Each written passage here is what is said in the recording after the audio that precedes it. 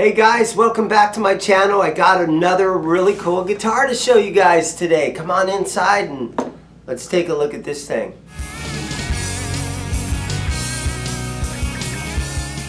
Alright, so Gibson has been in the news a lot lately, and they're talking about Gibson copies. Now this is a very good Gibson copy. This is an E Junior 85 LT by Edwards. Edwards is a sub-brand of ESP, similar to like LTD is a sub-brand of ESP. And this is made in Japan for the Japanese market only. And that's how they kind of get past the copyright infringements. It's not easy to get these in North America, although you can go on eBay and you can order one and have it shipped over here.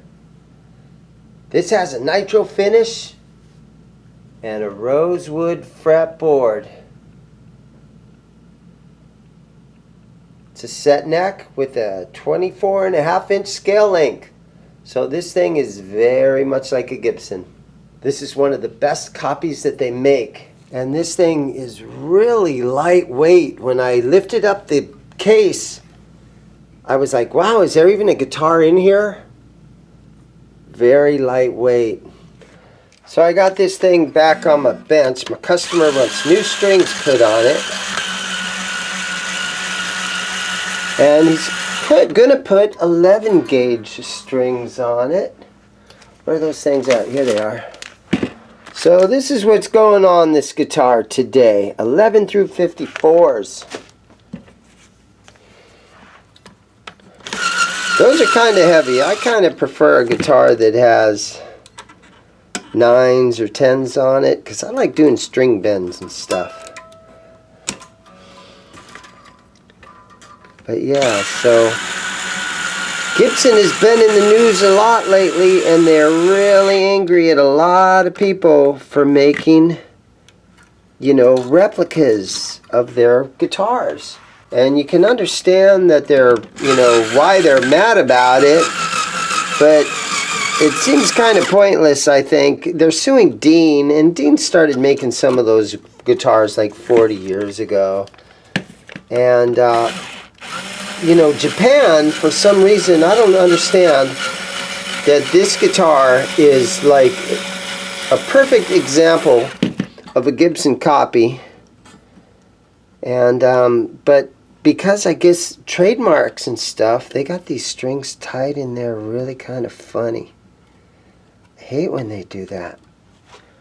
But, yeah, trademarks, U.S. patent trademarks, I think when you're over in Japan, there's different things that the Japanese are allowed to get away with. And so as long as, you know, they're made in Japan, and as long as it's sold just in Japan, for some reason they're allowed to get around all the copyrights. I'm having a hard time getting that string off of there. They got it wrapped through, and there we go. But I guess, like I was saying, if a guitar is made in Japan by ESP, I'm wondering why they don't sue ESP guitars, because this thing is an exact replica of a Gibson.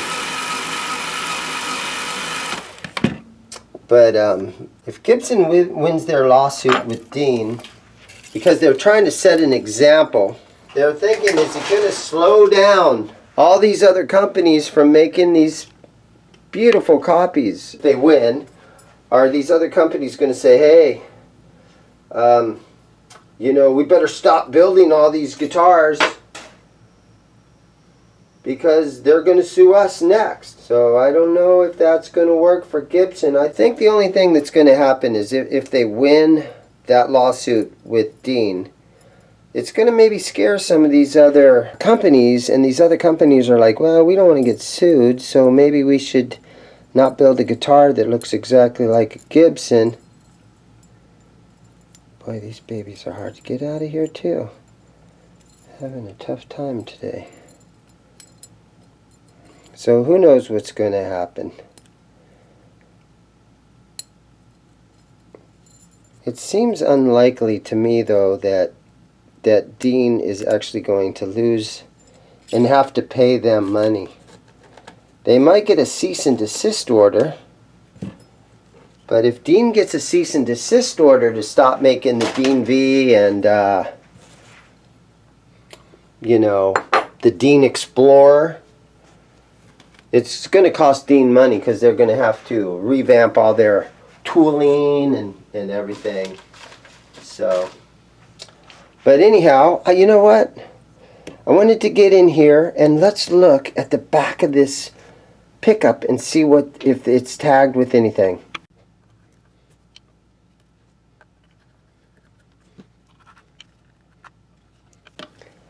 Oh wow, look at that. It's got a Seymour Duncan in it.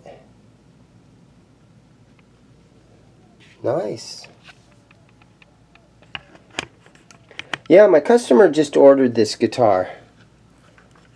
And so he was anxious to kind of see what pickup was in there. So he'll be glad to see it's got a Seymour Duncan in there. But yeah, you know, what are you going to do about Gibson, you know? They're mad at people. And I don't know financially if that's going to help them to sue other companies. Okay, so let's take a look under the truss rod adjustment cover here. And take a look at this truss rod. And of course, it looks just like a Gibson. So yeah, I wonder if that's a 5/16. Let me try something. Let me grab a Gibson wrench, truss rod wrench.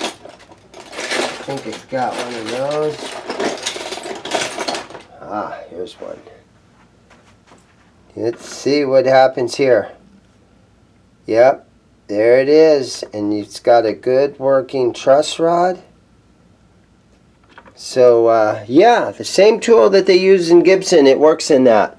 And that's made in Japan. So, how weird is that? They're copying it right down to the, you know, actual truss rod being just like a 9/16, or what size is it? It's a 5/16. Yep, just like a Gibson. And I'm looking at the nut here, and I'm going to say that's a bone nut. This is a high quality guitar that ESP makes. Putting a little bit of this nut sauce in there.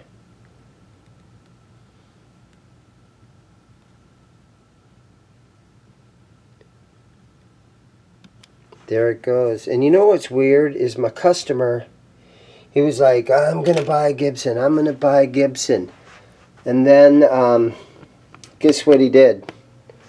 He went on eBay and he bought this thing instead. So where Gibson is whining and crying and complaining about counterfeits, my customer, instead of looking around and buying himself a Gibson, a used Gibson, he stuck the middle finger up to Gibson and he went and he bought one of these things. So yeah, what are you gonna do, right? Crazy. Okay, so just like an old 1957 Gibson, this has the wraparound tailpiece.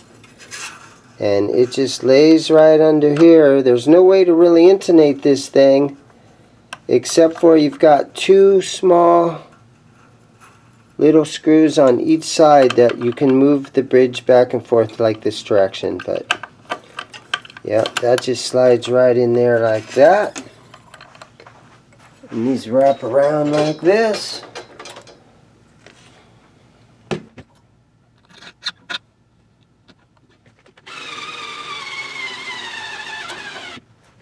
Alright, so I got the strings on there.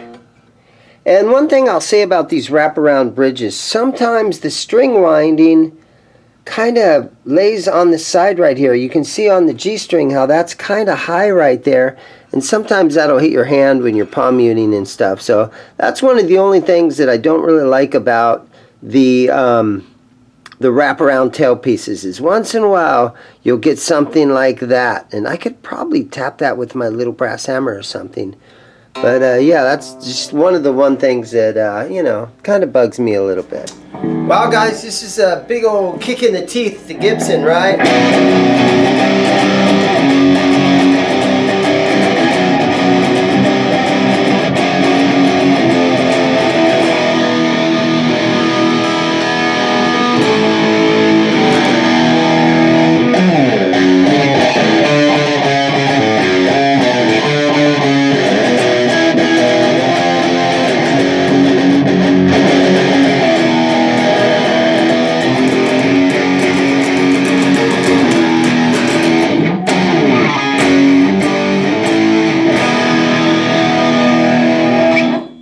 Yeah, so there it is, guys. Thank you so much for watching. This is an Edwards.